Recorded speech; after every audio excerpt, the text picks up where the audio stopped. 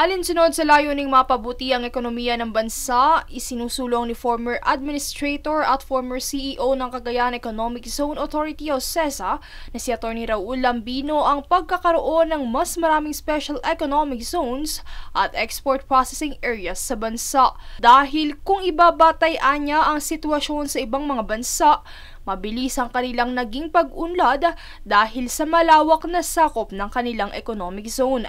At dahil masyado anyang maraming proseso bago makapagtayo ng ganitong industriya, hiling niya na baguhin ang Philippine Economic Zone Authority o PEZALO.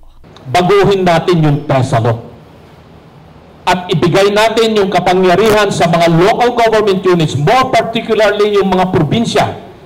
Gave them the power and authority to establish their own export processing zone na hindi na kailangang dumaan yan sa scrutiny ng Department of Finance bago i-recommend sa Pangulo para mag-issue ng proclamation.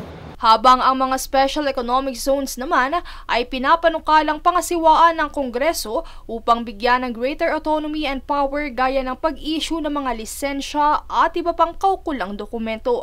Bukod sa pagpapalawig sa economic zone at export processing areas, ilan pa sa mga solusyong nakikita ng abogado para sa pang-ekonomiyang suliranin ng bansa ay ang pagtutuon ng pansin sa agrikultura at pagrepaso sa foreign investment law.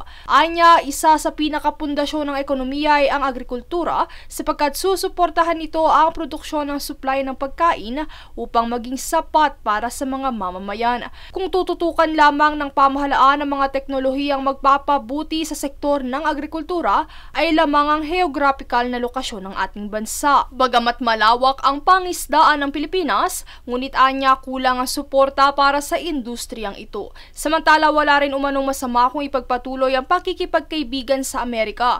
Ngunit kailangang maging malinaw ang foreign policy at dapat natratuhin ang Pilipinas bilang kahalintulad na bansa at hindi isang bansang kanilang sinasakupan. Princess Castro nag-uulat para sa One Media Network.